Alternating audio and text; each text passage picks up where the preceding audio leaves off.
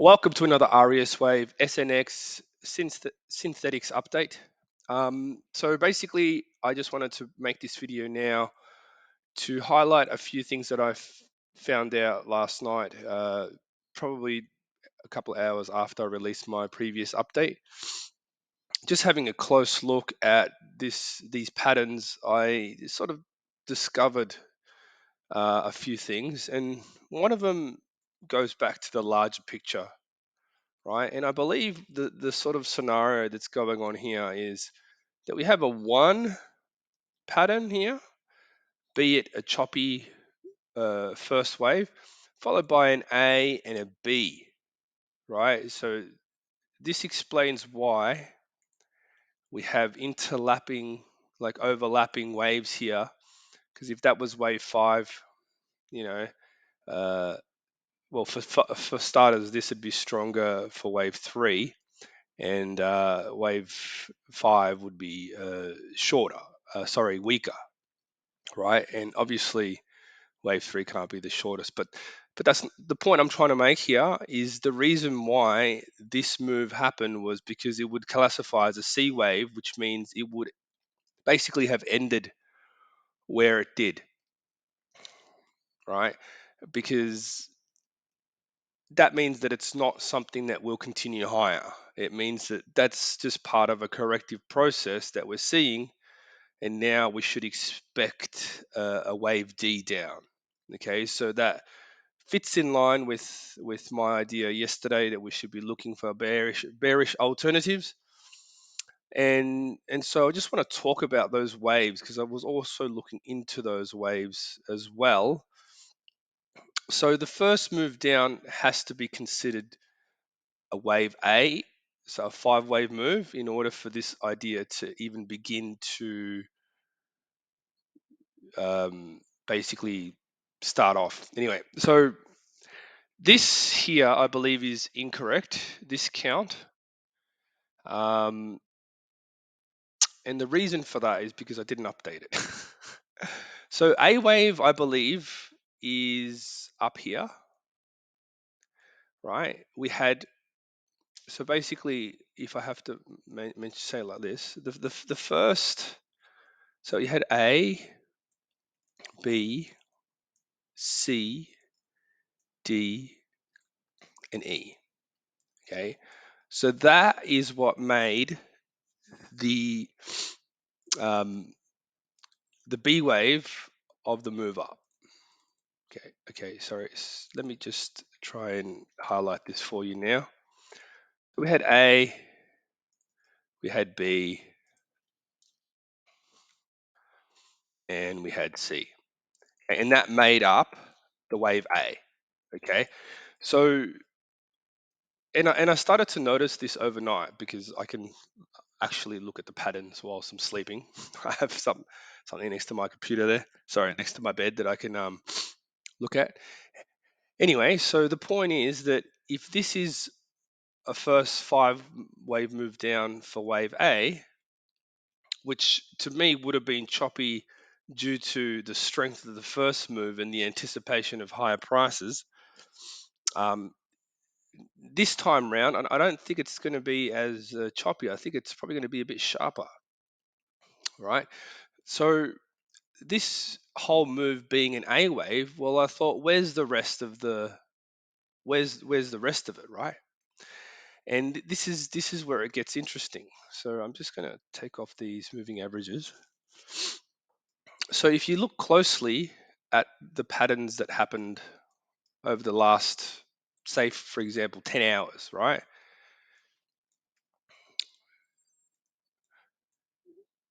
You can see a zigzag and a five wave move there, right? So just to borrow some waves from here.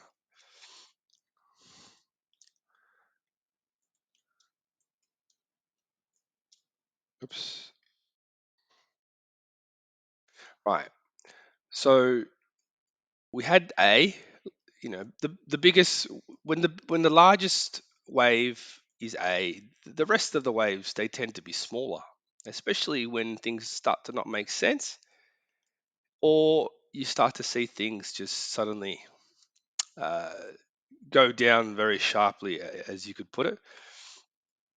To me, this right here is a B wave. This is a C wave. This is a D wave. And this is probably an E wave. Okay. So that means that basically we are either close to the completed, basically this move here, B. Okay. And then now we're looking for C. So breaking this red line, sure, it will confirm it, but to be honest with you, this type of pattern and judging by what we're seeing in other cryptos, based on my ideas from yesterday, it's starting to look very much like this is going to go straight down. Now, what's the minimum expectation for this move down? Well, I'll just show you that now. So, like for example, I went short yesterday, right? When I put just before I put out the idea, I went short, and I thought I could put a stop up here, but because I was going to go to bed not long after, I just put the stop right at the highs, right? So at about 3.7. And then obviously it went down in profit, beautiful. And and then it sort of clicked that it could potentially just produce those a zigzag down, five up, three down, five up, um, and then just complete the correction and just start falling, right? And it goes to show, right, with these kinds of waves here, just how a five-way, like the same thing happened here, right? I'll show you this. The exact same thing happened here. You had a wave A that was pretty big, and then you had a B, C, D, E, right?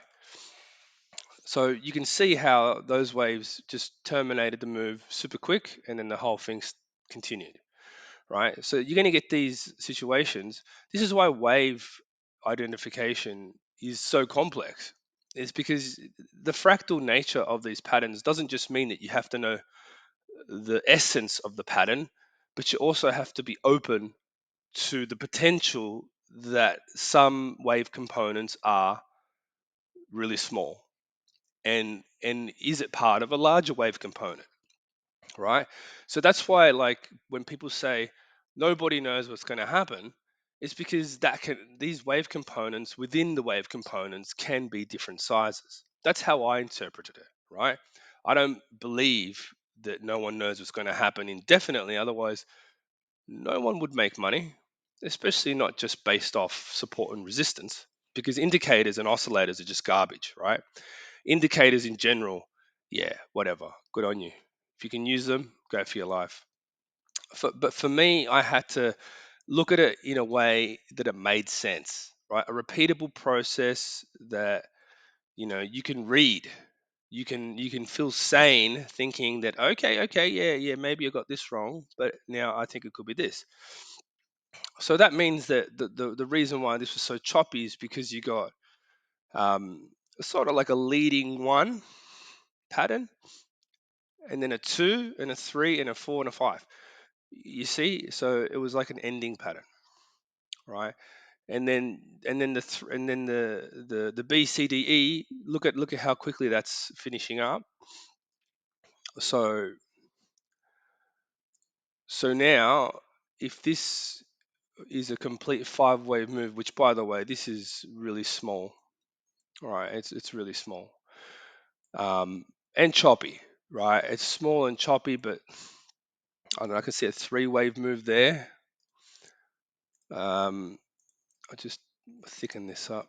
Three wave move there, three wave move there, three wave move there. Like, like this is small degree, small, super small degree. So the only way to really know when this one completes is when it breaks the low, right? So we would expect this low down here to be broken before we can say, okay, this is going to go straight down, right? And the reason for that is because we don't know where those waves will end, right? Like for example, with the C wave, it looks like that ended because we saw 5 waves up, or what appears to be 5 waves up, and then we saw a 3 wave down, followed by another. There's really not much that that doesn't really happen, right? In this particular way, the patterns don't really form like that, right? Which is why I recommend learning the waves, because for me to say a statement like that, that implies that I understand how the patterns work and what kind of pattern they make, and which kind of patterns repeat and can possibly be only in one place at a given time, right? And if something is out of place, you can recognize it, which is why I'm giving you this type of info, right? It's because obviously I created RS Wave for that reason. I wanted to have the ability to do that, and obviously, you've noticed that I've picked some right ones and some wrong ones, but generally the bigger picture is bearish at the moment. So waiting for a break of that line there should serve as a good, indication. And then we'd be heading for a target of at least 2.1, which is because this wave has to create another low, right? It has to have the last low in a zigzag down, right? So, I mean, sure, you could wait, you could measure that. Okay, let me just explain this. You could measure the length of wave A, right? And then you could measure it from the end of wave E, right? Which might give you a bit more profit, right?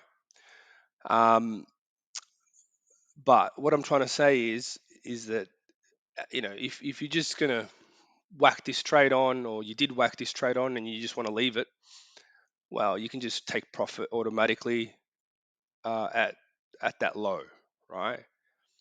But if you really want to try and milk every cent out of it, then obviously that's going to be up to you to read 5 waves down after we get that E wave broken from the magenta line.